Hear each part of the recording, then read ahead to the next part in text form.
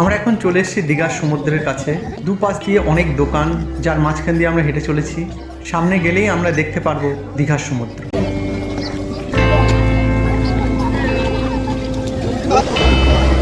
কি অপূর্ব প্রাকৃতিক সৌন্দর্যে ভরে উঠেছে দীঘা।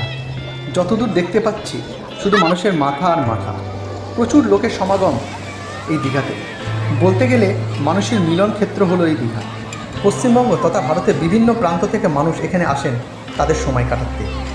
বিশেষ করে গরমের ছুটি ও ঈদের সময় প্রচুর ভিড় হয় এই দীঘাতে। যদি আপনি শীত ও বর্ষার সময় আসেন তাহলে এখানে লোকেদের ভিড় কিছুটা কম পাবেন, তবে বছরের সবসময় মানুষের সমাগম আপনি দেখতে পাবেন দীঘাতে।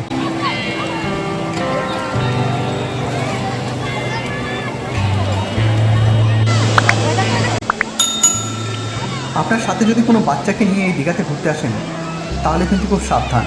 সমুদ্রে স্নান করতে গেলে হতে পারে সে কোনো বিপদ, কারণ এই সমুদ্র কিন্তু অনেকেরই জীবন কেড়ে নিয়েছে।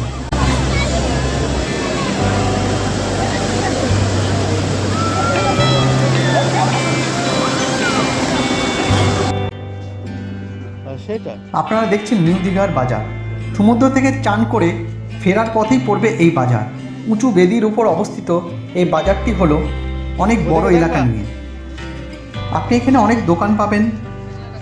আপনার পছন্দ হলে আপনি এখান থেকে কেনাকাটি করতে পারেন, তবে একটু দাম দর করে কেনাকাটি করবেন এখান থেকে। দীঘা চান করার পর আপনার খিদে লাগতে পারে, কিন্তু এখানে সারি সারি অনেক ভাতের হোটেল আছে এবং খুব সস্তায়। মাত্র 60 থেকে 70 টাকায় আপনি পেট ভরে এখানে খাবার খেতে পারবেন। বিভিন্ন সামুদ্রিক ঝিনুক দিয়ে তৈরি হয়েছে ঘর সাজানোর নানা রকম জিনিস। এটা একটি ব্যাগের দোকান এবং এখানে বিভিন্ন রকমের কাঠের জিনিস দিয়ে আসবাবপত্র তৈরি করা আছে। আমরা দেখছি সেগুলো, আপনারাও দেখতে থাকুন। আপনারা যদি এতদূর পর্যন্ত ভিডিওটি দেখে থাকেন তাহলে অবশ্যই আমার চ্যানেলটি কিন্তু সাবস্ক্রাইব করে রাখুন, কারণ এরকম অনেক ভিডিও আপনারা নিয়ে আসবো আমাদের এই চ্যানেলে। আর বেল আইকনটি অবশ্যই ক্লিক করে রাখবেন যাতে নতুন নতুন ভিডিও পেয়ে যাবেন।